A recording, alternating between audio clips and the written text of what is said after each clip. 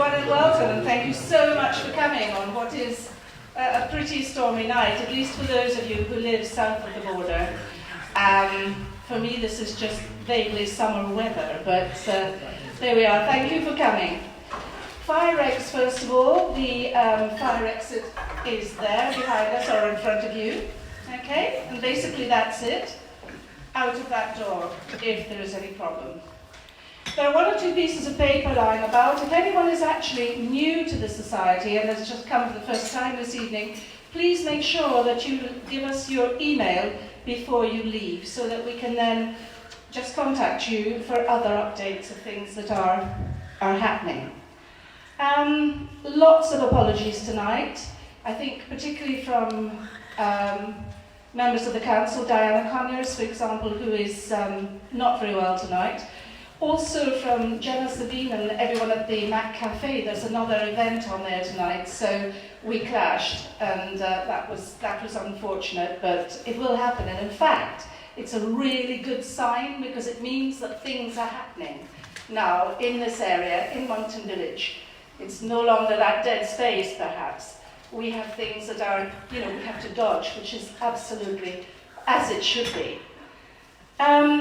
One thing, I was hoping Karen Lucioni Michael, you might know the venue for the World Cafe. Do you know where that is? She's watching in. Right. No, it's the Ryde Castle. Is it the Ryde Castle? Is it the Ryde Castle? Just a date for diaries, really, to say that on the 12th of March, there's something called the World Cafe, which is going to be discussing, it's being run by the Hampshire Constabulary, and it's going to be discussing ways of reducing crime. I don't think we have a lot, but just ways of helping young people to have things to do other than minor crime events. And that's on the 12th of March from 6 until 8.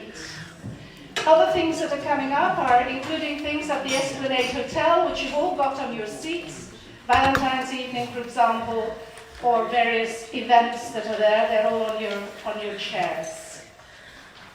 I hope that you all got the newsletter, and if there are any queries about that, we'll take those right at the end. John has the mic, so if you do want to ask questions, make sure that you actually get the mic before you ask that question so that everyone can hear it. And I've reached the point where I can introduce again Mr. Chris Ashman, who is our Director of Regeneration. And he's going to bring us up to date on what's been happening since our last meeting, basically, on the Heritage High Street and various other good things that are happening in Ryde. Thank you, Chris. Thank you, Stella. The main item on the agenda tonight is the draft place plan for Ryde, and a lot of our hard work and effort's gone into producing that. So I won't delay the main area of business tonight too long. But since a year ago now, we've been working together with community, business and town council to develop the priorities for moving forward regeneration in Ryde.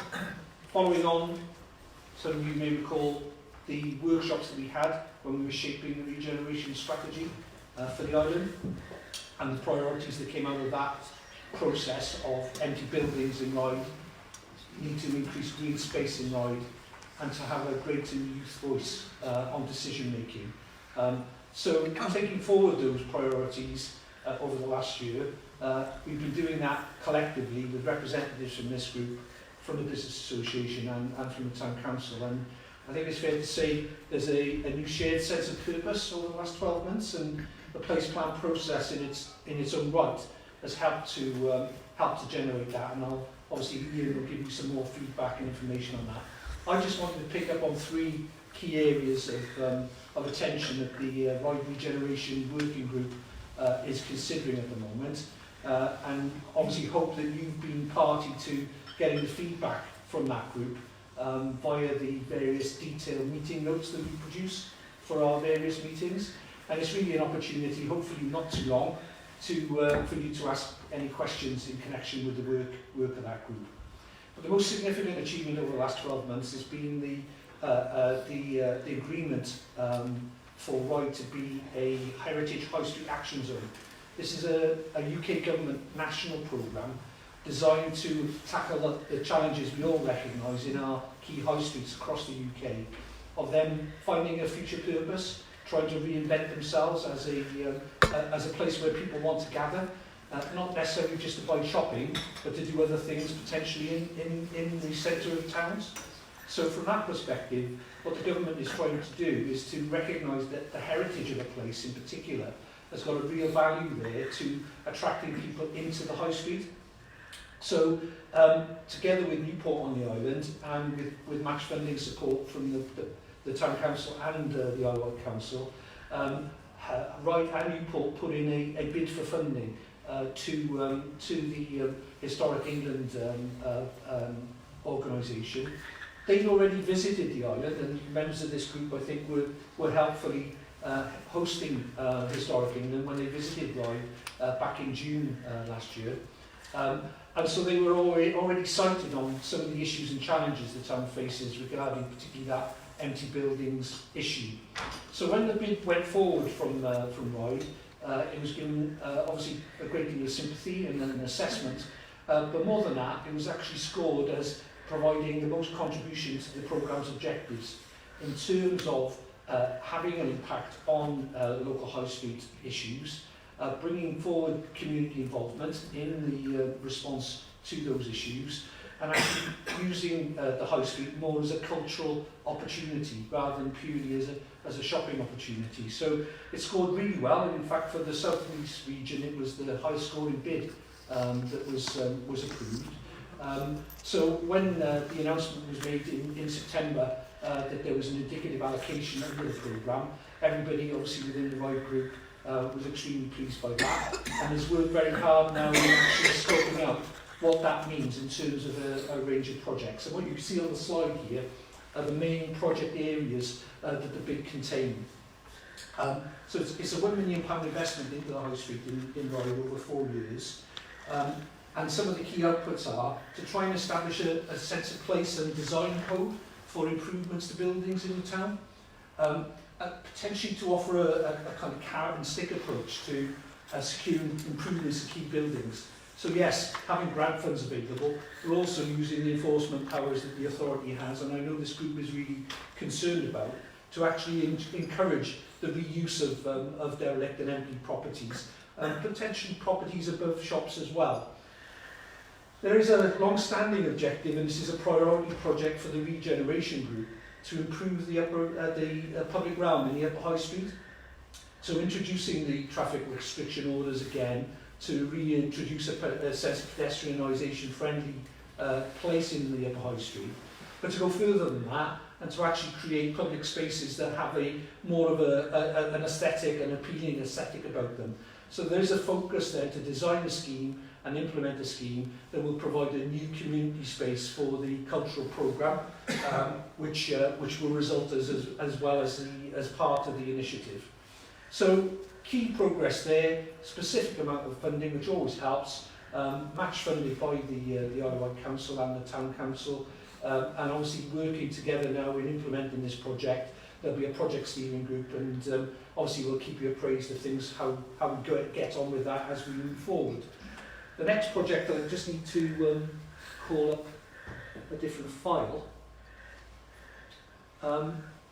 was again working with the group, the Ryde Regen group, is to think around the opportunity presented by the Transforming Cities Fund, which is again another national government programme to improve the usage of different interchanges, transport interchanges. So there's been a long-standing aspiration, as we all know, to try and improve the interchange in Ryde, and there is real prospects of success for a £15 million project, 15, to improve the interchange interface and to try and make it a more aesthetic and appealing place. So those involved with putting forward the bid have been using the Ryde Regen group very much as a touch point to get some advice on what practically might work and get some suggestions on improving the overall scope of the scheme. We're still to hear probably next month whether the bid has been successful as part of a wider regional project Portsmouth have big plans, for example, for a light rail system, bus system to improve and try and minimise the congestion they face on the M27 in particular. So it's part of a bigger project, but ideally, if that project comes forward, there's a commitment by the project team involved obviously from the Isle of Wight Council to work with the Ryde Region Group to make sure that we maximise the benefits of that potential project when we implement the scheme. So this slide's got a lot of coloured dots on it and arrows on it. What we've done really to supplement obviously the island roads experience on the island is we're working with Hampshire County Council, who've done a lot of place shaping type work in other parts of Hampshire around this agenda, and we feel their expertise along with the Ryde Region Group will give us the scheme and the best value scheme that we can achieve for that funding. Excuse me, sorry to interrupt you, but That's okay. you put Union Street, not the High Street, on the picture. So does this High Street scheme include Union Street and the High Street? I think the scheme actually considers how Union Street links with the interchange. It's quite an important aspect. So in terms of relating the Esplanade opportunity to that flow and relationship with Union Street. But the actual physical improvements themselves were much more concentrated around the interchange and on the Esplanade itself. So not the High It's Street. not Not the High No, Street. it's two separate things. Right. It's two separate bits. So there are actually two bits going on. The one in the Upper High Street and the one with Hampshire. Right. It was just that he was talking about the Upper High Street, that the writing said Upper High Street, the picture was Union Street. Okay. I'm sorry if I'm causing some confusion. And we have got bid payers watching in who are in the Upper High Street who might want to know, what's happening. Thank you. The picture was Union Street, Chris. My apologies. Well, obviously, Union Street is part of the High Street in Ryde. And clearly the opportunity is to improve the whole of the High Street. No, you're deep. Yeah, no, you'll get yourself into trouble. All I need to do is I need to go back to the specific bid that we put in and see what the boundary looks like. So my apologies for that. Okay. The other project, which obviously has moved forward, is the proposals for a leisure complex at Smallbrook. This was approved by the planning committee in December. And clearly, in terms of support, it's a regeneration project. So our team is trying to support those who are bringing forward the idea in terms of helping them meet their planning conditions. They've been placed at quite a number of quite restricted planning conditions on the project. And also we're interested in the relationship of that project then to the wider extension for Ryde in terms of new housing, the Nicholson Road Business Park, etc., and trying to ensure that there's a complementary relationship between infrastructure and new development in that part of the town. So I'm going to stop there because I'm already eating into Ian's time, but I'll take any questions on those three elements. Stella. Yes. Well, again, I'm sorry. Yes. Your Smallbrook, are you talking about the housing that is supposed to be penny feathers? No, I'm talking about a specific proposal Well, I on know it's a leisure centre, the stadium. but you said there would be housing, and penny feathers goes down to Smallbrook. That's right, and then what I'm trying to make a point on in relationship to that last point is that this project obviously sits in amongst a range of proposals, housing proposals, employment proposals, but in essence see an extension to Ryde as a town. Could I just ask about what the Isle of Wight Council are going Can you to hear do? him at the back? Yeah, okay. What the Isle of Wight Council are going to do about the infrastructure of the Smallbrook Leisure Complex in terms of roads, safe roads to get down there, and public transport for the kids to get down there to do their practice. Because at present, if you build this thing, kids are going to get knocked down on that tiny road down to Smallbrook. Yeah. The question was about the road access into this particular project and what infrastructure might be put in place. Those are part of the conditions that have been placed on the planning application by the applicant to actually resolve those issues. So clearly in terms of ensuring there's a sustainable travel plan to the project, in terms of ensuring that the speed limits and the ability of the access points into that particular project those all are preconditions before final permission will be given. So the Isle of Wight Council aren't going to put up for that? No. To plan it? No. So it's up to them, the person that's proposing this, to build all the roads and do all the infrastructure and provide public transport down there? Connected with their project, yes. They've only got £1 million quid, haven't they? They're not going to do that. for John, £1 million quid. Let's leave It's it a there. separate planning application that they put in on Ryde School land. Right. So they just put that in, and they've got every right to put in a planning application, and it went against what Sport England wanted. They opposed it to the Secretary of State, and he turned it down. So now it's a live planning application, but there are rather a lot of conditions on it. which So they've got mostly- to fulfil those If conditions? they can't show a way to overcome that, then that's their kettle of fish, really. But the council have got one junction on the Isle of Wight that is the most urgent and most dangerous junction that needs fixing, and it happens to be Smallbrook Junction. Okay, Um, Vanessa. In fact, this is my ward, and in fact, Smallbrook Roundabout is on the top of the list of the priorities, John, to be reconfigured. And I have explicitly asked that a 30-mile speed limit is put in, which basically will go in with the recommendations of how they redesign Smallbrook. But it is the most dangerous junction on the island, unfortunately. But surely that's Isle of Wight. Which one? Right. Isle of Wight Island Roads No, to it's do. not. Anyway, To do the roundabout and all that. This is Yes, for the Island Island Roads.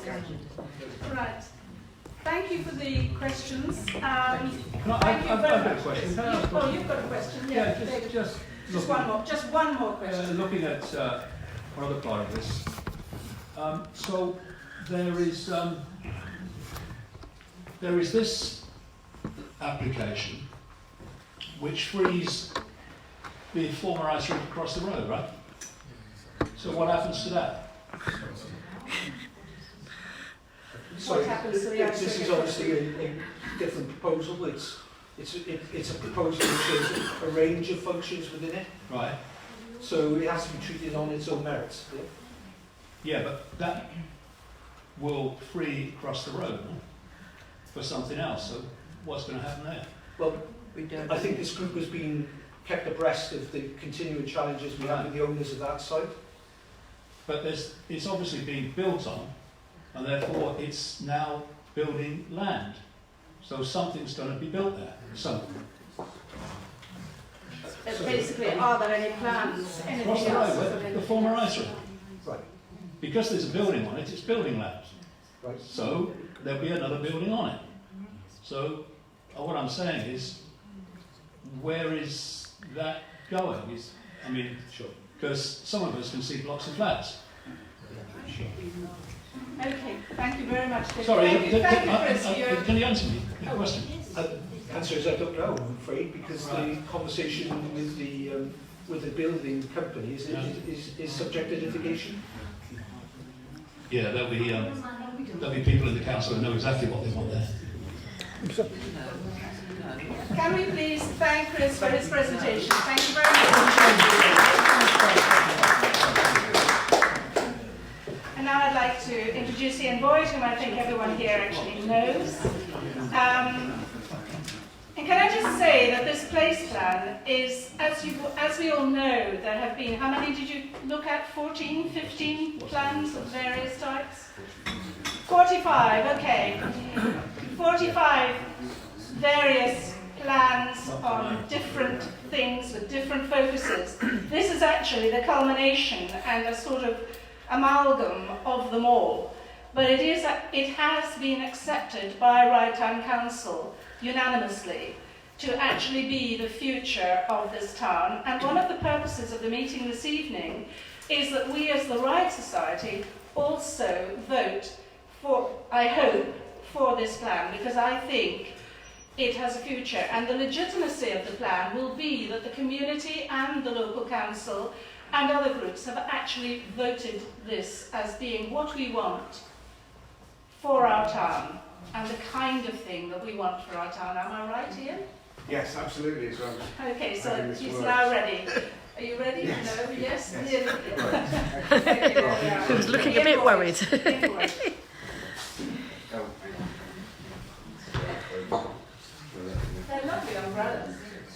It's National Umbrella Day today, did you know? No. There you go. I'm full of useful information like that. I wouldn't put one up if I were you. No, I didn't. I got in a taxi instead.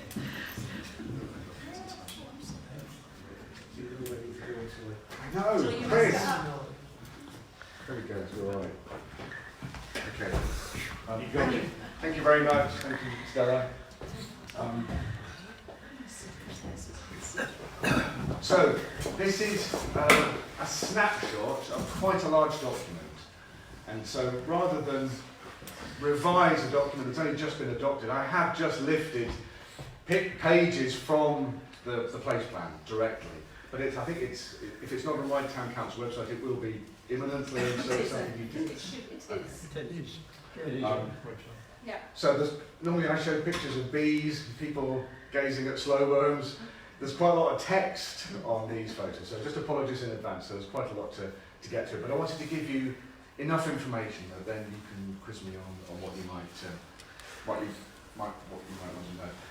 As Stella said, though, this is an amalgamation of existing work. There's nothing new in this. It is an attempt to go back through a huge amount of valuable, much of it very valuable work that's been done for Ryde in terms of planning and regeneration thinking and master planning. There's an awful lot of it. And so it's condensing that, but critically, over the last 2 years, there's been a lot of public consultation work done through the Town Council, its own budget consultation, and through some work that's been done by the Council and by others. And to try and bring that public voice alongside this archive of documents to try and construct something that's deliverable. So, just the way that we went about it was to look through a hierarchy of data. There's lots and lots of very local data, some hyperlocal data just from bits of Ryde, but all the way up through to ONS, Office of National Statistics data. So there's an awful lot of information that's condensed into the recommendations and conclusions. Ian, would you pull the mic back because we can't see the screen? Sorry, again? Can you actually hear me without the mic? Is that okay? Yeah. Okay. And the place plan looks at a series, I suppose, sort of zones really in terms of themes of any place, but particularly geography and demography. So the physical shape of the place and the way that people actually, it is a place that's full of people, where people are. And what does that mean? Foundation capital, which is just a soundbite really for the cultural value, the natural world value, and the social statistical information about Ryde. Land use policy, that's the island plan that is going through a further iteration, so this is very relevant. And governance, that's the town council itself and what it says it wants to do and how it's going to do it. And we started really by just looking at your motto, which is absolutely stupendous. So Amenitas Salubritas Urbanitas is kind of often written as a healthy, beautiful place, but it's much more subtle than that. And it's rather fascinating, and it was a bit of a poke at Newport, as it turns out. That this was actually much more about a place where you can live a healthy and beautiful life. And that's rather a more complicated idea. This was in 1868. Just before the 1870s, when you had, I think, 9 terms from Benjamin Barrow, who is now my new hero, someone I knew nothing about. Benjamin Barrow was one of your Ryde mayors. The most extraordinary man. Most extraordinary man. And the reason that's relevant is that at that time there was great turmoil in terms of ratepayers saying, we don't want to pay for that, and having an argument with their town commissioners. And really active private subscription for public goods. So private subscriptions for schools and for museums and for galleries. And this mix of public and private enterprise was incredibly dynamic. Quite controversial, but that was brilliant. And it produced all sorts of extraordinary and positive results at a time that when they were most needed. And I think there's a great resonance with now, to be quite honest. And that idea of public and private and voluntary now, the third sector now, working together is absolutely critical, I think. And Ryde has all the necessary ingredients to take advantage of it. So we then looked at, just very quickly, a series of sort of geographical content assessments of Ryde. First of all, particularly its cultural capital. And that's just one part of it, that's the heritage designation map. I know only of a part of it, but it is quite extraordinary. There is almost no other, certainly nowhere on the island. It's a very rare thing to have a conservation area, by which I mean built conservation, this is architectural merit, heritage and architectural merit, to have a conservation zone that includes an entire intertidal sandbank. So the conservation area goes offshore. So this here is quite remarkable. So you have a built conservation zone that includes all of that intertidal area. And we'll come to why that's important in just a minute. All of the little red dots are listed buildings. So there's a tremendous concentration of this cultural heritage value. Another part, of course, that came up in our looking through the documentation was the way Ryde is constructed. Ryde isn't just Ryde is Ryde districts. And the and its districts bit is really very important. And you can see we've ringed them on this map, which was 1937 to 61. Binstead, Hayland, Swanmore, Oakfield and Elmfield. These are quite distinct places, and in their day they were very distinct, and they had a character as well, and they still do. But they're continuing to focus on what that means to live in those places has got to be part of the discussion of Ryde. If it's just Ryde, it misses out these points. Now, we've done our best in the place plan to address that, or to come towards addressing that, but as a point was raised, I think, by Councillor Wight.Live in the Town Council meeting, and he was quite right, in terms of Binstead, it hasn't been possible to apply the whole of this approach to each of those districts. But our supplementary work, that's exactly what could and should be done. Each of those places can be assessed in a similar way. So what are we going to do about the districts of Ryde? Ryde is a phenomenal place for its arts activity.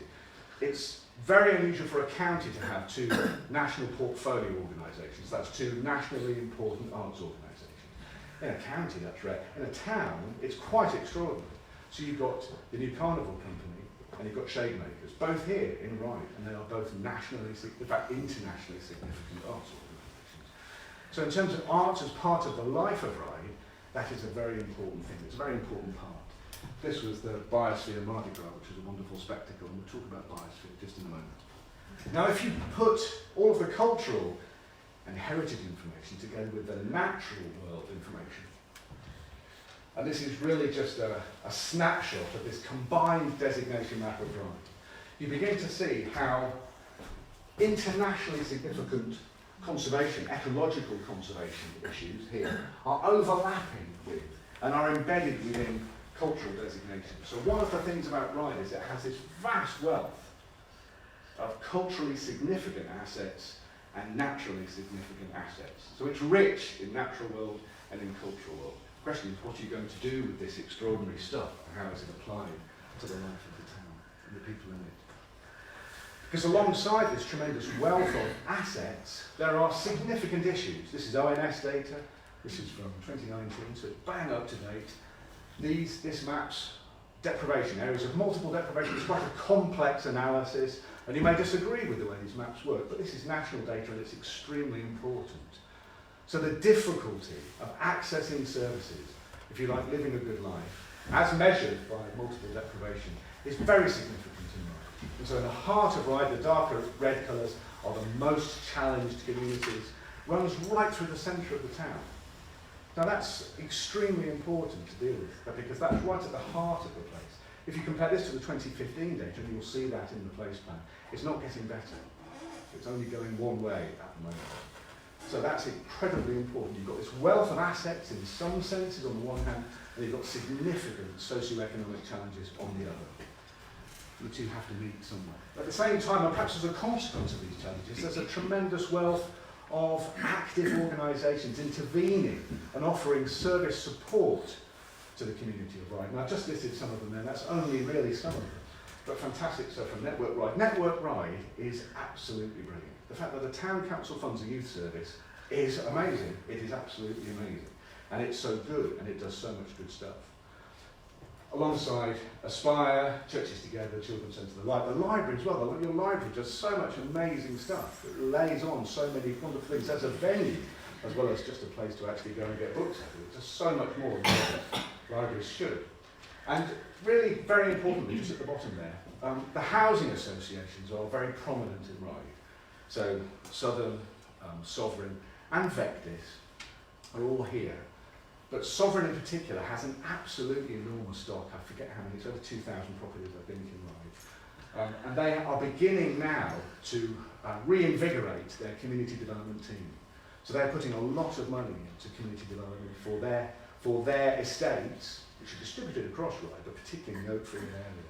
But they are wanting to actually team up and partner with other bodies to spread that kind of work across a broader field. So you've got challenges, but also there are organisations working very hard to try and do something about that. So this is all good stuff. There are challenges, but there are mechanisms in place to try and deal with that. So then we had a look at some of the basic economic factors at play in the town. And one of the very interesting things that came out of previous reports and our own analysis, and it's really just looking at a map, to be honest, it's not very complicated, is the fact that you have a tourism opportunity zone, that's the yellow hatch bit, and a high street, a sort of town centre high street retail zone, that's the black bit, at right angles to each other. So they are naturally antagonistic. They're pulling in completely the opposite directions. They meet right at the interchange, and that's extremely important. We'll come to that in a moment.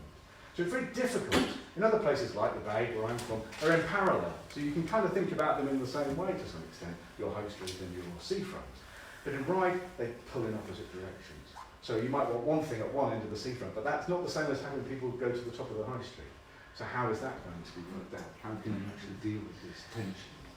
And although it's a very crude measure, and I absolutely accept it's a very crude measure, we just had a look at public revenue sources, just to get an idea of the distribution, if you like, of economic capital, really, of places where business takes place in Ryde. It's only one measure, and it is quite superficial, but it's interesting nonetheless to look at the level of business rate income from the Esplanade is about the same as the High Street, about the same as Union Street. So they're kind of on a level in one particular measure, they are equally economically important. So you think about the Esplanade as a vast public estate. It has a business machine behind it. It is in some senses equivalent to the High Street or Union Street, which we think of as entirely private places. So that's quite important and quite interesting, this mix of public estate that is an important economic machine and our traditional view of the High Street. Added to that, you have these little focal points. A really interesting thing in Ryde is these small industrial estates that are dropped into densely residential areas, such as the ones at Monkton Street, East Street, and Ring Road in particular. Ring Road's a very interesting area. So densely populated around, but quite an important little business focus there. And that's something unusual about Ryde in the way that they are dropped into these dense residential areas, in a way that in other towns in England that's just not the case. So, a little bit of a look at the socio-economic. And the last thing we looked at as part of the place plan was the future Ryde. What is it going to look like according to its own plans and policies? And the most striking thing about it is what we've called in the plan, its urban extension. And I don't think it's unreasonable to call it that. So if you look at existing planning approvals, things that have already been approved, things that are allocated from previous island plans, and things that may be allocated in this next island plan, then Ryde gets about 30% bigger. So if you live in Elmfield now, were that all to be constructed, you'll live, rather than on the edge of Ryde, you'll live in the middle of Ryde. So that's a profound change. That may be 20 years away. That may never happen. But on paper, that's quite an important thing, that is how Ryde is seen to be progressing. But it hasn't got a determined purpose to that, if you see what I mean. It's the consequence of a series of allocations. So you've got Upton Road, you've got the whole area around Nicholson Road, including the rink, the new rink proposals, and then all the way back down through Westridge Cross, the Archery Field, Puckpool Hill, Harcourt Sands. So all of these things combined are 30% more of Ryde. Now that could be a horrifying prospect, and it may very well be, or it could be quite an exciting prospect if you feel that there's an element of control over it in the way that it delivers better things for the new Ryde. It depends how you look at it. It also depends how you choose to intervene in it. But it is there in black and white, it is there. So, having done, and that's just a snapshot of the sort of background analysis that we put together in the place plan, we came up with some themes that were clearly popping out from all of these various reports.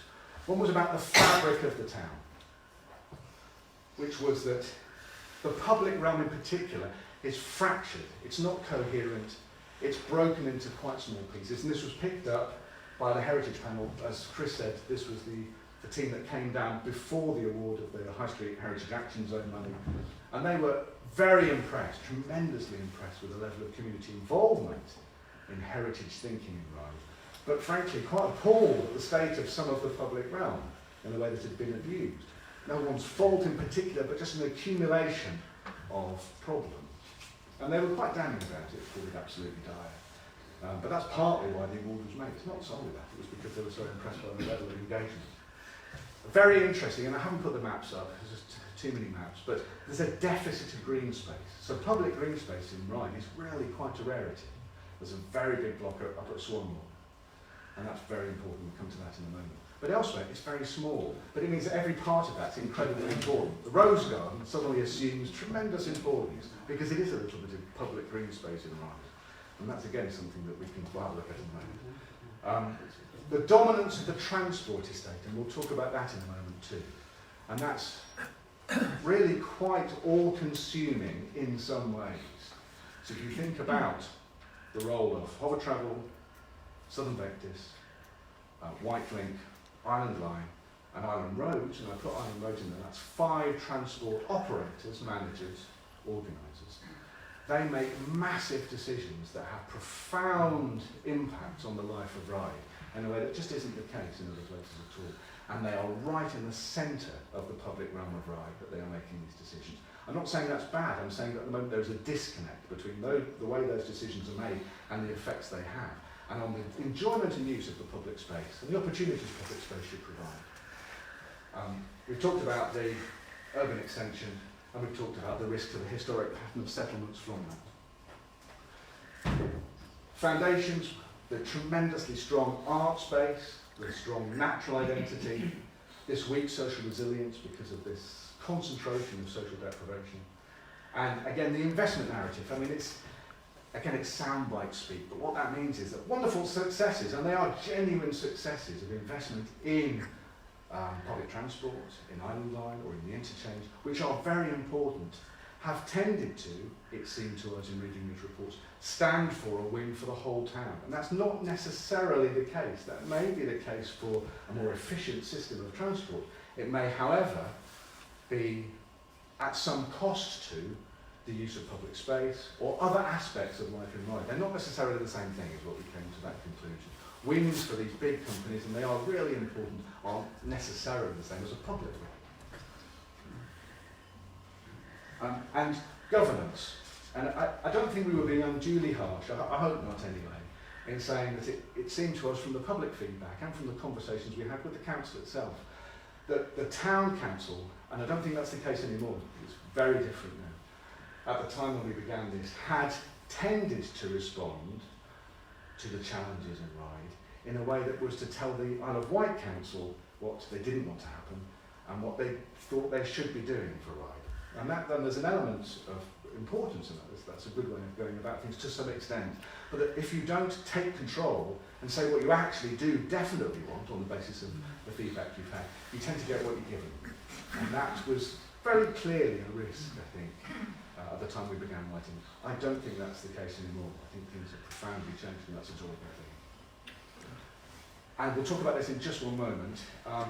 Another fantastic aspect of Ryde Town Council is its investment in community organisations. £230,000 it gives in grants and contributions to the third sector. That is absolutely unprecedented. So the town is doing amazing stuff. It runs a youth service. It funds an amazing array of very important social support organisations in a place that needs it. It's a matter of tying that together that has been missing. We'll come to that. So the consequence of looking at what Ryde's got, some of the challenges it faces, was a series of key challenges that the town faced. And when I say the town, really this is focused on the role of the town council first and foremost, as the key organisation. With its partners, absolutely, the Ryde Society and others, many of them sitting at the table in the Regeneration group, but led by the town council. A need for a clear, place-based vision that says, this is what Ryde is, this is what we want from Ryde, rather than a default position, if you see what I mean. Dealing constructively and positively with the dominance of transport in Ryde. The impact of grant funding, channeling it, actually looking at how that is delivered in a coordinated way. So you can be tremendously generous to a great raft of organisations one year and then do it all again the next year and not necessarily see Life in Ryde move forward that step, because it may simply be generosity repeated as if it's a new year every year. And that is a little unfair, but there is a risk of that if there isn't a purpose behind it. Every grant funding organisation has restrictions and conditions and requirements on the recipients of grant funding. There's no problem at all in Ryde Town Council saying, yes, we think you're a brilliant organisation, we're prepared to fund you. By the way, we would like you to do some of your good work in this place for this reason this year, and next year we'll talk to you about moving that on. And you do that across a raft of organisations, you begin to make significant progress. The urban extension, how are you going to deal with it, what's Ryde Town Council and its partners going to do, and sustainable development, a general terminology, but how are you going to use this incredible cultural resource and natural resource to support life in Ryde? So, sorry, is this okay? I'm running out of time. Last few slides. It's difficult to condense it. Do have a look at it, the document. We came up with 5 solutions but this isn't definitive, this isn't a Bible, this is supposed to be a handbook of possibilities and ways of going forward. So the 5 solutions we came up with was first and foremost a manifesto for Ryde. Manifesto may not be the word that you want to use, because it does have political, quite interesting revolutionary overtones. You may not want that, I think it's really good. A manifesto for Ryde that actually says, this is what Ryde is, this is what we want. We've made some suggestions about the content of that. And that's a brilliant thing to have, because if it's condensed enough, it can appear in all sorts of interesting ways. You put it on T-towel if you want to, but it appears in places where it is publicly accessible, and it has a resonance that actually means something to everybody in some way. Putting that manifesto into action. Now, the way that other places, none of this is novel, have gone about this, for example, is to go about it through memorandum of understanding. Now, that sounds boring and tedious and administrative, and to some extent it is. But it is a really powerful way of getting a group of stakeholders together and saying, this is what we, the Town Council, and on behalf of the people of Ryde, want to see done. You are critical to the delivery of that. We've talked about some of the key stakeholder groups, those 5 transport operators, in the same room, at the same time. Not easy, but can be done, and must be done, talking about what we want from Ryde. And what does that mean for the Esplanade? So your investment, how is that going to reflect on the way that the public will, Western Gardens, for example, how's that going to be improved by that? That's got to be part of the same conversation. The Regeneration Partnership already exists, the Regeneration Group, broadening that out perhaps. Health and well-being, so the NHS-CCG world, which is also the locality hub, and now it's the Integrated Care Partnership. It keeps going through endless remorphing of itself. But there has to be a relationship between the Town Council and its partners and that world, that well-being world. Because if, for example, Nicholson Road says we're going to build a community hub and we're going to put GPs in it, that's fine. But what does it mean for the rest of Ryde? How does that service delivery balance out? It's only really the Town Council that can steer that with partners and allies. But that has to be done through some kind of mechanism. And having a manifesto that says this is what we want, and a series of agreements with these key groups is a really good way of going about it. Because it's non-binding, which you may sound a little weak, and it can be, but it is constructive and positive. Third sector compact is really, again, just what we said before. If you're going to give out 230,000 quid of grants and contributions, know why you're doing it and what it is achieving year on year. So you're tremendously generous, Town Council, but what is it delivering in terms of the whole of Ryde year on year, as well as for the organisations you're supporting? Through that organisation, what does it mean for Ryde? And you can do that by establishing an agreement with the people that you actually fund. Every funder does this. Now, I've put this in because coastal community teams, although you may think they've done, you may not know anything about them. Coastal community teams were invented by the Ministry of Housing and Community and Local Government. And they are, exactly as they say, I think there's 300 of them now. These are coastal towns, villages, mainly towns, where there are endemic issues of fragile seasonal economy, for example, that were given a little bit of money to get them on their feet, and then had a direct line to government through MHCLG, so that they could actually begin to draw down funding, bid for funding, Coastal Revival Fund, Coastal Communities Fund, you've heard of this stuff. So in the Bay, we've worked pretty hard to make that work. In Ryde, you've had some of that funding to support the Appley feasibility study, for example. CCGs aren't going to go away. So in the current manifesto of our government, coastal communities are very strong.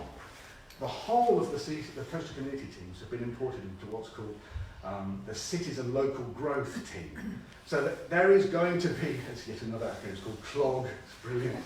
It sounds very dynamic, but anyway. Badging the regeneration effort, the partnership you've already formed through the Regeneration Group as a CCT is a really good thing to do because you're anticipating the way coastal funding is going to come your way. So, just the last few. You've got plenty of time. You sure? Okay.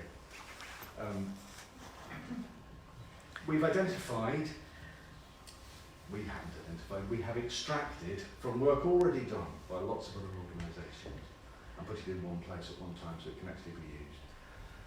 21 sites, all public sites in Ryde, where there are opportunities to do some of the stuff that we talked about, celebrate cultural and natural strengths, work with local businesses, provide some kind of well-being benefit in the way that public space is actually accessible to people in the way it's used, event space.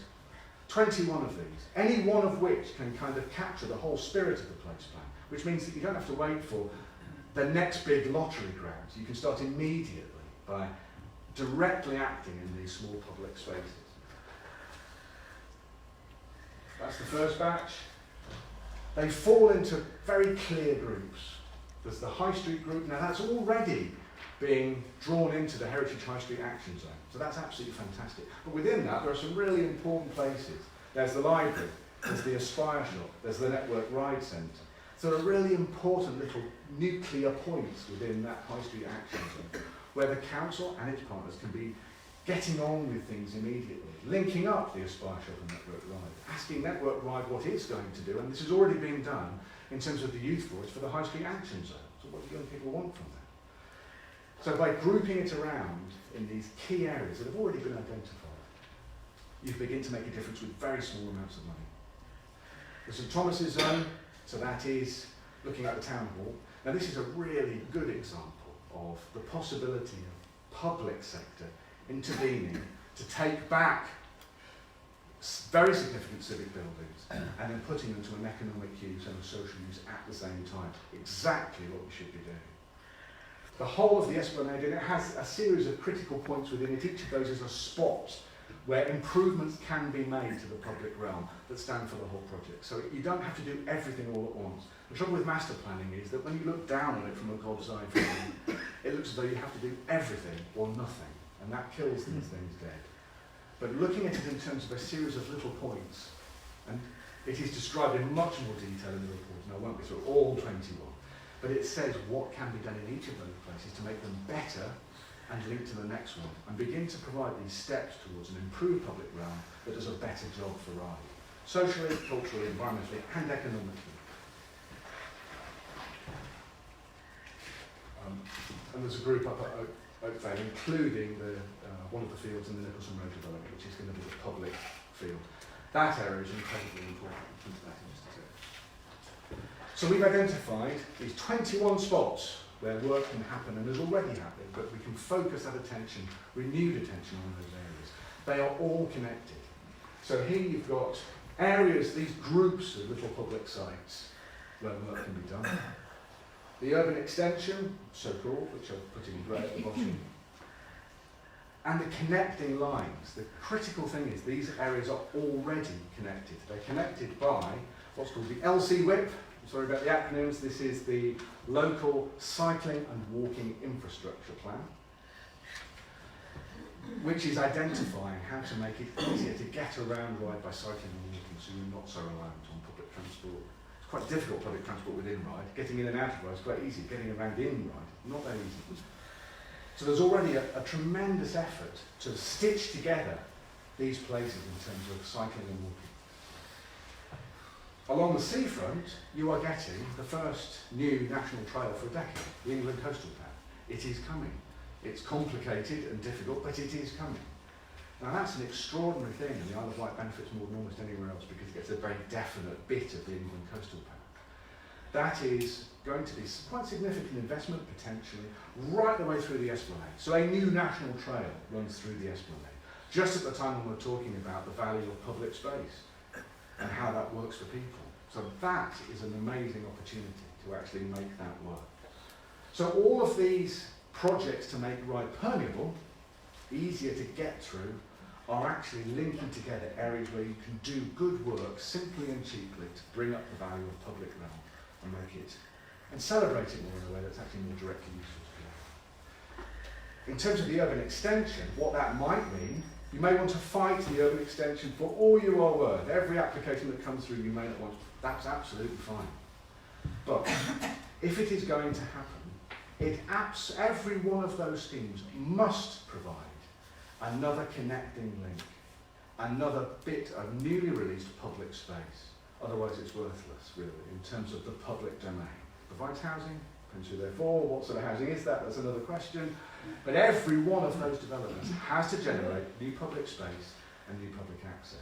And I've simply drawn that blue line on at random to show you how you could very simply, Pennyfeathers actually does look like that. According to the plans for Pennyfeathers, that's pretty much what the path looks like. To make absolutely sure that each of them is stuck together with the next one, that it's easy to walk for free at any time of the day or night through the whole of that domain. Past all the buildings. Large areas of public space. It doesn't have to be next to someone's garden. Pennyfeathers has got effectively a new country, if it happens, a new country park. It goes all the way to Brading. It's absolutely gigantic. It's nearly as big as Pan Country Park. It's got to be properly designed. But if this isn't prompted, it isn't going to happen. The developer isn't going to say, that other development, the one next to us, we'd really like to link up with that one. That would be absolutely, it just never happens. I work with developers all the time. It will never happen. It has to be led and directed, and that's an opportunity. And that is a fantastic lever into that world of development. Because Ryde rules, back to the manifesto, it has to be permeable for the maximum benefit for the maximum number of people. If you're not doing that, then we're not going to support your development. So straight away you've got power to influence.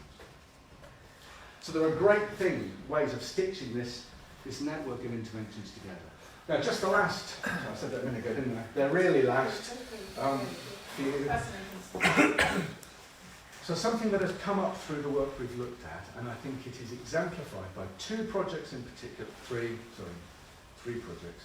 Town Hall, the interchange that Chris mentioned, and the harbour, are areas where the public sector, the Isle of Wight Council and the Wight Town Council, the voluntary sector, so various of the tremendous third sector voluntary organisations that provide these support services, and the private sector are actually talking together. They may be at loggerheads, but they're talking together. Now, in each of those areas, there is an opportunity to create a combination of those things, and it's called social enterprise. Look at what Blackpool does. It makes this work stupendously well. It's a direct and rather bold intervention at the level of the town or parish council in purchasing land, in purchasing buildings, and saying, yeah, we'll have that. Actually, we'll buy that business unit. We'll buy that business unit. We'll sort out the way that works with our county or our unitary authority. We'll work with this provider. They've got some funding. We'll bring them in, and we'll make affordable workspace. But we'll run it. It'll be ours. It'll be a public building. Now, the town hall is kind of looking at things in that way, which I think is brilliant. The harbour is definitely looking at things in that way. But that is quite different. That's a quite different approach. That is the public sector taking a lead on local regeneration. It's not fighting with the private sector. It does have to fight with the private sector. The old brick building is a really good example of that. That's still going on. But where it takes the decision to say, no, we'll have that asset, thank you very much, and we'll figure out how to make that as useful and affordable and free, actually, for those people who need it to be free as possible. But we'll build in revenue generating items to it. So what if the harbour scheme got a little bit bigger and included the skate park and included some of the car park? Why not? Why not? Why not then think about a big public recreational zone, a public harbour, next to a skate park, next to a bit of public seafront that's currently just concrete with those weird circles in the corners? What might they be? What other things could they be? But you have to take control of that. So this idea of social enterprise zone, and again, it is a sandbox, it works. It's exactly the same at the interchange. So the interchange, this amazing investment of 15 million potentially, that's brilliant. If it gets you down the pier a bit quicker, that's disappointing if that's all it does. I'm being terribly unfair, but that is the worst case scenario. The best case is that it uplifts the whole of that public space because it says, someone says, town council says, Preston Gardens is a part of your project. What are we collectively going to do? 15 million quid is a lot of money, and I've no doubt they will say, look, this is a transport project, can you just stop talking about the beach and the group? It's not good enough. It is part of the interchange, it is part of the public realm. So how is that going to actually lift up that space? That is a social enterprise approach. That's an enterprising council taking the lead on investment decisions in its own town. And that's a brilliant approach to take, and I can see it happening. I think it's really good. I think it's absolutely fantastic. Those are just 3 examples. Appley could be a very interesting one, but that's more complicated. I think that needs a bit of more. And so we drew another set of zones where just the things we've been talking about are already happening, or could potentially happen. High Street, obviously the possibilities of a combination of retail, of the way that business rates are looked at, although that's a less flexible scheme now, the way that public sites like the library and Network Ryde are actually engaged in the life of the High Street. But we also looked at places like Ring Road and Monckton Street, where you've got small industrial estates where there is the possibility of the town council and its partners taking an active interest. So if there are investment decisions about workspace, why not be led by the town council in the way that that looks at them and begins to open up possibilities for very local employment. Might be someone who actually lives next door, who is employed on that site. It's that hyper-local approach that works, but it has to be led. And we've included Nicholson Road and Westridge and Ackley and Puckpool. But the point is that inevitably they overlap. They overlap with the public sites. They're the same broadly, they're the same areas. Public benefit in public space, public economic intervention, an enterprising approach to those same places can and should be done in the same places and at the same time. And I think that's a really exciting prospect. And if I'm honest, I think Chris may disagree with me profoundly, but I think the Isle of Wight could champion a social enterprise approach to regeneration. I think it could be the best place that there is, out of necessity, to be perfectly honest. Active local authorities, right down to parish level, parish precept matched against Public Works Loan Board, let's say, for example, generating interesting small projects that draw in the private sector, rather than just waiting for a saviour to turn up one day, employ a load of people with a big shiny project. That's good in some ways, it's not always good. So this is a bottom-up approach at the grassroots level of intervening. So that's kind of where the place plan comes to, is the manifesto, the series of memoranda of understanding with these key stakeholder groups. Look, these are the rules that Ryde works by. We want you to work with us on this. Getting a hold of the public realm through small achievable projects distributed across the whole of Rome, and intervening economically in key locations, particularly in civic buildings, in civic space. And to kind of finish off, well, all very well, that's all fine. But if it goes on the shelf, then it's another one. That's document 46, isn't it? What it needs is immediate action. Now, actually, that's already happened, because the Heritage High Street Action Zone happened while we were working on this, and that's absolutely brilliant. The ideas for the harbour, the ideas for the town hall, this is already happening. But nonetheless, we suggested, and this is only a draft, and so this isn't in it, this hasn't been approved. I mean, I'm putting it up just because it was something that we proposed or suggested. So there'll be an 18-month action plan. So that this is what we did in Newport, and I think it helps to have immediate actions that can happen. You don't have to wait. You don't have to wait. And so we set out, and I shan't read it all out, but there's some suggestions there of how straight away action can be taken. And even if it is in the smallest place, even if it is in just the Rose Garden, on the seafront, that some kind of positive work is undertaken that is consistent and coherent with the vision for Ryde that has been promoted, that is amazingly empowering. It suggests an attitude of can-do and of steered change, not just random stuff. So it can be incredibly tiny. In my own experience, it can be the smallest site that unlocks the power of local participation and collaboration, absolutely brilliant. and draws in other partners and leads you to the next project and the next project. And of course, with that network of sites, you start in the Rose Garden and you look straight across through that beautiful little garden. It's called Ashley Gardens in some plans, but it's got other names in others. It's got a little pond in it. Really beautiful, but really tiny. And it's a stepping stone into Monkton Village. So straight away, you're looking in that direction and saying, well, we'll do that next, or we'll do that next, or we'll do that next. It doesn't stop you going back and doing them again, but it is doing something small and then repeating it that has this powerful change. So we've suggested how a manifesto might be worded, who these memoranda of understanding might be with, and there are some suggestions. I think that bottom one is ready to go now. I think if the Town Council were to pick up, you may already be doing this, to sovereign housing, lots of very interesting and important stuff is waiting to happen. And the IsleOfWight Council, of course. And the IsleOfWight Council. Which you haven't put on there. Well, they're in the Regeneration group. If I missed it off, then in the original slide, the Regeneration group, also vouched as the Coastal Community team, is absolutely one of the MOU recipients, quite right. And I've just picked out a few, we've already talked through them. Places, physical, actual places where you might start to do some of this stuff. The High Street Heritage Action Plan is already underway, but let's tie it very closely to the work of Aspire and to Network Ryde, so that youth voice is pouring out into the way the High Street is thought about. The Town Hall and Theatre project, which has already been thought about, but that's, what does that mean for affordable workspace? What kind of place is that going to be? What kind of workspace is that going to deliver? Who is that going to employ? How is that going to be applied to Ryde? Western Gardens and the Interchange, Harbour and Skate Park, my own personal favourite, because I just think that could be amazing if the harbour expanded its ambitions. I know that's easy to say and hard to deliver. Appley Tower, Monkton Village itself, that's a waymarking project. Finding your way into Monkton. Monkton has actually got some brilliant, fascinating stuff happening in it. But where is it for many people? And that's where these small public sites become invaluable, because the work you do to upgrade the seating is also the orientation point. Tells you where to go next. Now, can I just mention one more thing? Another one more thing. That's three more, one more thing. Swanmore Country Park. Now, there is no such place as Swanmore Country Park, but I have called it that because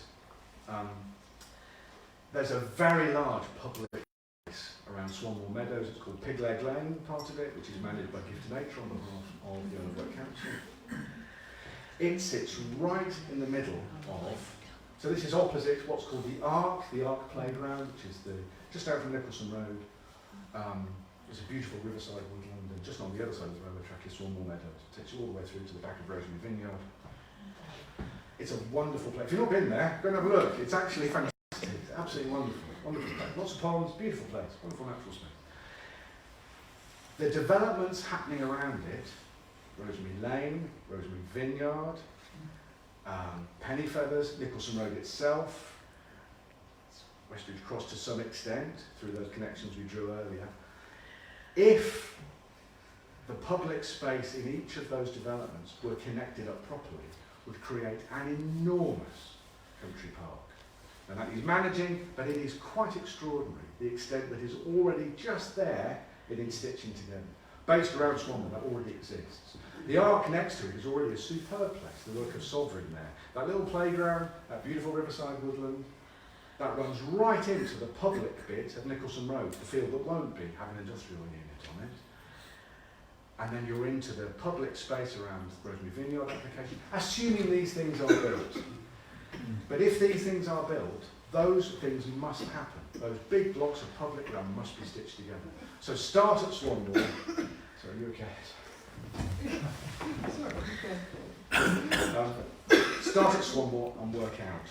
And start to demand that these public spaces are stitched together. And that's a fantastic thing to do. It's a very positive intervention. And the LC-WIP and the England Coastal Park will help with that. So, slightly disjointed, I'm afraid, because it's difficult to pick out the rest.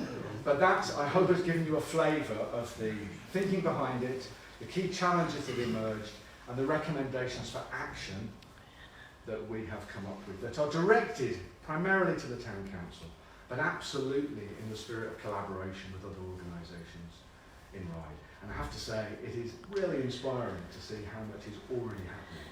I think back, as we were saying, so to 2 years when you had a meeting in this room, and it was a much more pessimistic feel. That doesn't mean to say it's all great, it isn't, but the fact that there are positive discussions and actions being taken to take control and make something useful out of the various challenges that are happening, I think is really brilliant, absolutely, and it can only point towards good stuff ahead. Thank you very much.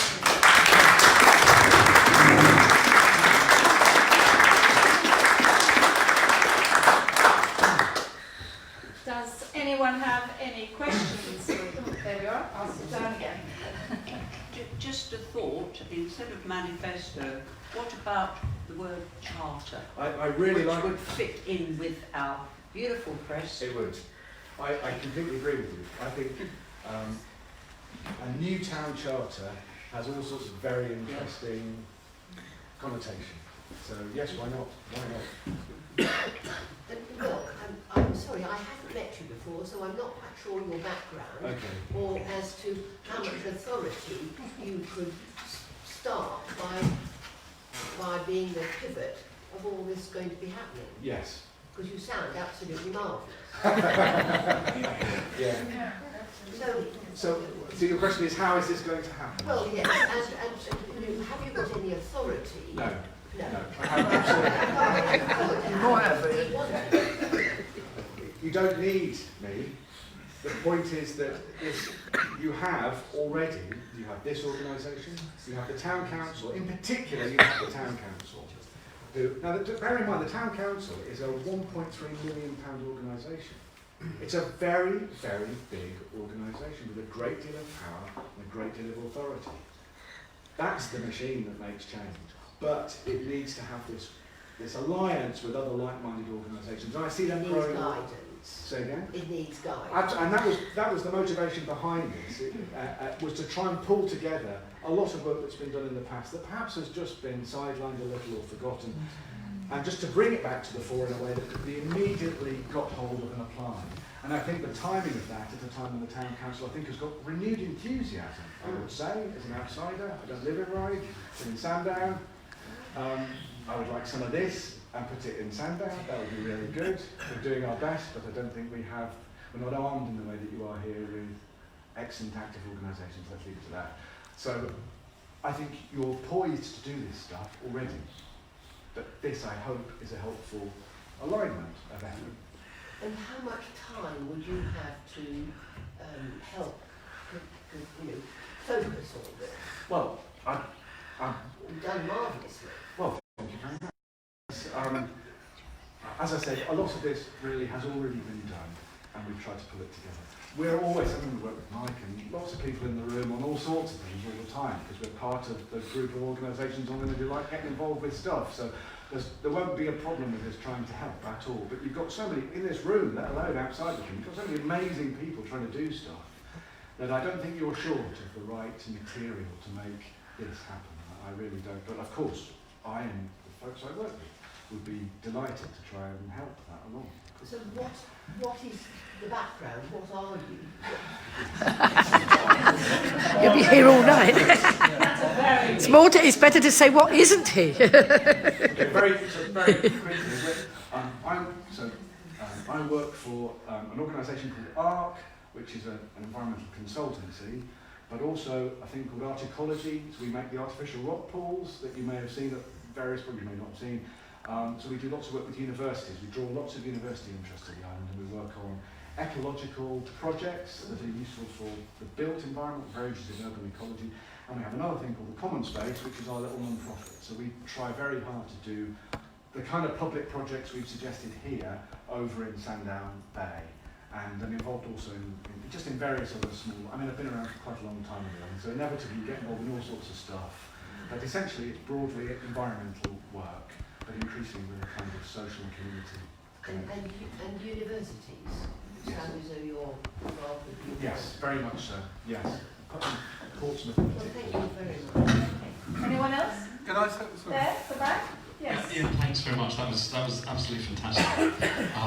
Just following up on the previous question of making it happen, you mentioned the Public Works Loan Board, I think was the organisation you mentioned. Have you at the moment got any insight into the capacity and willingness of both the Isle of Wight Council and Ryde Town Council to access that funding for what you're talking about? I'll probably hand over to someone from the town council if that's okay. We have the mayor. Thank you. Thank you, Ian, for the fantastic work. And I think to put it in context, it was about 2 years ago where this organisation and a few others and some of my colleagues here wanted to see a place plan. And it's actually quite amazing that last Monday at Ryde Town Council was a quiet, compared to some other recent meetings, a quiet little revolution. Because, one, we agreed a budget that didn't put up the precept, but actually started to use our money smarter and cleverer, so that actually we could do, and we actually decided we are very much going to do the harbour. We've already made inroads into the theatre, and people from Historic England actually entered the building, I think last week, and started to look at that, within that. And we passed this plan. We signed it off. We signed up to it. Everything in that plan has now got to actually be part of what Ryde is going to do for the next 10 years. It's actually, we put it in stone. So that meeting absolutely started to make this happen. And in fact, if you look at some of the list of things, like the harbour, Apley Tower, I had a meeting with Natural Enterprise last week that looked at getting the harbour, the Apley Tower, to bring that back into community realm, as it were. We talked about the land to have a kind of Ryde community orchard and space on top of Nicholson Road. Actually started to do things. And I think there is now a will within Ryde Council in members, or at least a big majority of the members now, and the staff team, which is re-emerging and actually redeveloping and restructuring. And in fact, on March the 3rd, we're going to have a staff members kind of workshop that will actually start to put things in action. And a key thing is a memorandum of understanding with Ryde Society, Ryde Business Association, Aspire, the list of organisations that actually we facilitate, collaborate, and actually make this town the great town it is. Just to answer the little bit I can contribute to as an answer to your question. I think one of the very useful things is the environment bill that has partly gone through its committee stages, and associated legislation such as the Green Investment White Paper, I think makes it much more likely that investment through loans and other funding mechanisms from government are going to be directed to schemes that have a very strong identity around sustainability. That's a terribly sort of careworn phrase, but particularly about this connection between cultural assets of use to people and natural assets that are important in their own way of use to people. And the island, and I think Ryde more than anywhere, has biosphere status. So the whole of the Isle of Wight and all its inshore waters is a World Biosphere Reserve. That is an extraordinary achievement. So it comes at just the right time to be able to support and put to the top of the queue bids for the kind of investment and loan options that may be available to support public works. So I think the timing is very good for the kind of enterprising approach that the Town Council, I think, aspires to develop from now on. But biosphere is very important today. Thank you very much. Yes, Jenny. You have people looking at the walking and cycling infrastructure and how it links all the various districts of Ryde. But who's actually looking at the road infrastructure and how that's going to link up all these new developments, especially in the southern arc around Ryde, which is already congested, and it's just going to get it considerably worse if all of these developments that are in the system and coming into the system are going to take place. Yes. I don't have an answer. I'm going to hand over to Chris. Yeah, sure. Bob Jenny, as a member of the group, would be familiar with our commitment to tackling that road infrastructure challenge, not only in relation to the Nicholson Road project, but also for the other aspects of proposals for the town extension. So the council has a responsibility to take leadership on that on behalf of developers, coordinating a series of improvements that link to each of the specific proposals. So we obviously take that responsibility very seriously and we'll bring those proposals forward. But has somebody actually been appointed to actually start looking at these infrastructure issues and linking all these developments together, getting not only the developers sitting around a table, but getting the Isle of Wight Council, getting Ryde Town Council, and also getting local action groups and residents sitting around a table, so that we can have our input into it as well. Because unless you start to address those issues before these developments actually get further planning permissions, then the whole of the town is going to become gridlocked, because on the outer areas of the town it is going to be, as it is now at certain times, completely gridlocked, and that isn't going to help anybody at all. So that appointment is imminent, and the Royal Regeneration Working Group will be a contact point for that commission. Okay, we'll wait and see. Thank you. Can I ask a question? All for this urban extension of Ryde. I'm not. Anyway, do carry on.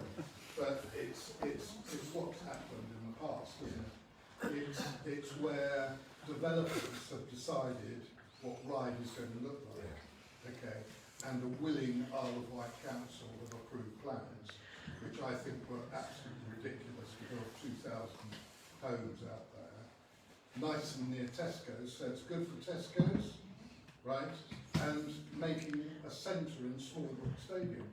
So it draws the breath out of Ryde, and they'll build shops maybe out there, and it'll draw more people from the shops. In exactly the same way as Isle of Wight Council had these plans to put 5 skyscrapers along the front with retail units underneath. We've got retail units closing in the Union Street, and they're going to build more, you know. I mean, this really unjoined up thinking has to stop from Isle of Wight Council. In exactly the same way, selling off our town hall has to stop for 300,000, and allowing you mentioned enforcement from the Isle of Wight Council to get your plans through. There was no enforcement on the Isle of Wight Council anymore. We've got Vectis Hall, a Grade 2 listed building, practically derelict.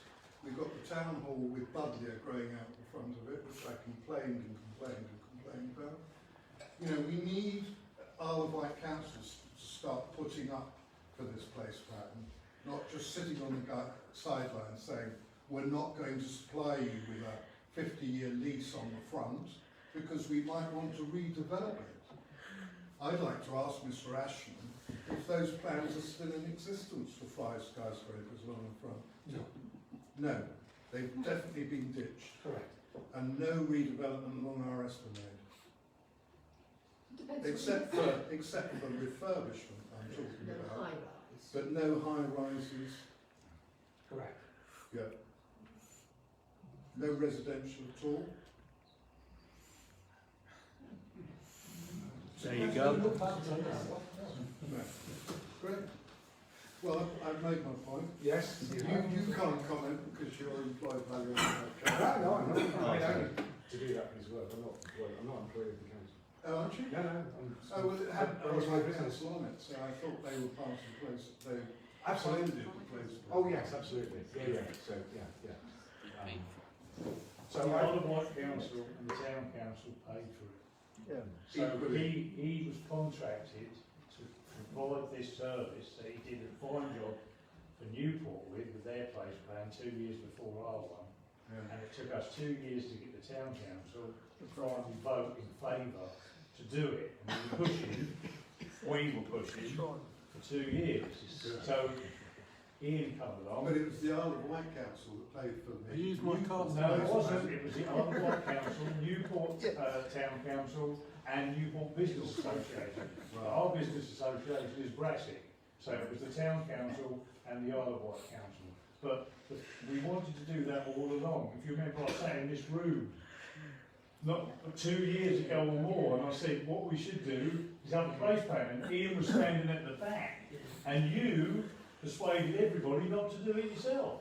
No, we were talking about doing a You didn't want neighbourhood to do it, plan. John. We didn't No, know. no, we because didn't you were want- listening. Let's You were leave that listening to the wrong out. people. Seconds away. Stop you there, wait, and John, that's it. Basically, the argument here starts with the difference between a neighbourhood plan and a place plan, one being a legal document, the other being a push, basically, a charter, something that we work to. Okay, a neighbourhood plan is probably impossible for Ryde because Ryde is a very big place. You need a smaller community. Sorry.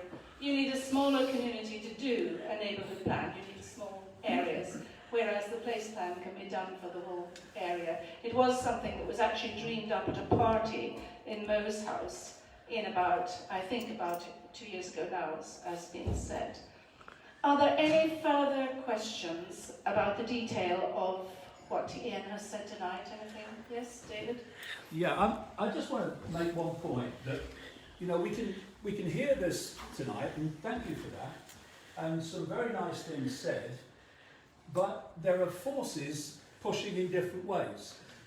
There's forces of what the public would like Ryde to be, what the public would like the island to be, and then there are other forces, and let's not kid ourselves. I've been on this island a very long time.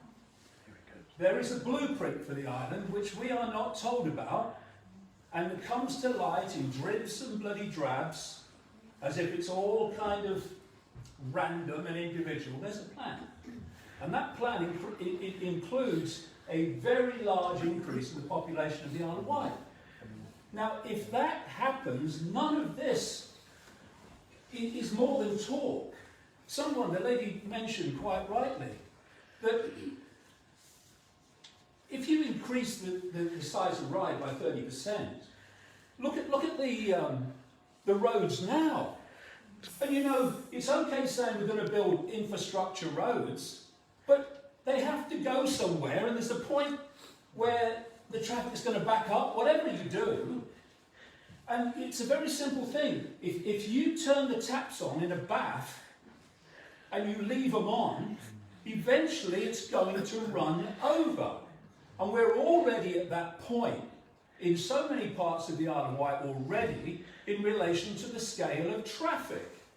I came here and I listened to the leader of the Isle of Wight County Council, his name Dave Stewart, complaining about the traffic jams now daily into Newport. At the same time, a regeneration plan is being proposed to vastly increase the population of the Isle of Wight and the number of houses being built. Now, I'm all for building houses for people from the island who need homes, absolutely. But that's not what the vast majority of them will be for. They'll be for people coming to increase the population of the Isle of Wight in a short time, relatively, and the infrastructure, the hospital's already on its arse. The infrastructure is simply not there. And you know, you're absolutely right about, what was it, socio-economic collapse and deprivation. What's increasing the number of people on the Isle of Wight on that scale going to do for that, with all the pressure on jobs and employment that's going to come from that? So if we're going to talk about nice things, that we should, there's a lot of good stuff tonight, and thank you for that. There's these other forces pushing in the other direction, which if we allow them to prevail, and I can tell you the corruption among the forces driving this is unfrickin' believable, then the Isle of Wight is going to be destroyed as we know it. Let's look at this. I mean, basically, that's what we're here for. Thank you, David. We are basically here to be that, if you like, grit in the oyster. The Ryde Society is people. It's numbers. It's the people who can actually stop things. We hold the votes. And if this is going to move forward, on the opposite side of this coin, we have to support it. Each and every one of us. We actually have the power as the people of this town. And we need another 30-something thousand people. Okay, there's 39,000 in Ryde. We've got about a 0.0001% sitting here tonight. But the others can be moved. And we're actually the people who can move this forward, I think. I would like you now to thank Ian very much for his work, but also, with a show of hands, to accept that the Ryde Society will, individually and together, support the place plan for Ryde. Will you please raise your hand if you support? Thank you. Thank you very much. That therefore, and that's for the Mayor, is the community that's been invited tonight actually supports this place plan. I would like very much to thank you, Ian. It's inspirational.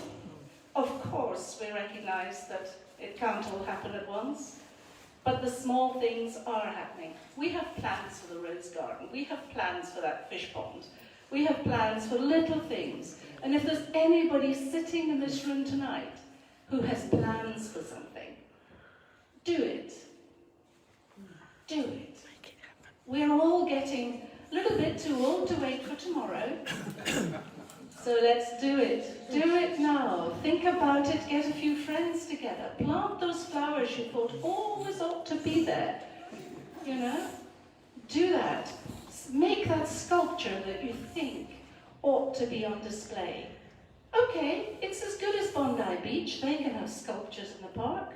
So can we. Let's go for it. This is an amazing place to be. There are thousands of people who would love to have this opportunity. So we're going to be that grit in the oyster. We're going to be with the town council, not against them. And we're going to try to work with the Isle of Wight Council, as we do, and actually get this done. Please feel free to hang around, to have conversations, to meet people that you haven't met before. I haven't got a date for the next meeting. I'm waiting for the next important thing to happen, or the next bit of news. It might well just be a group of people who are doing things that we'll choose to have a meeting to meet them. As usual, there is the hat. We survive on our hat. Paul has the hat. You can also put credit cards in. We'll give you them back tomorrow. Okay? Thank you very, very much for coming. Thank you. Good night.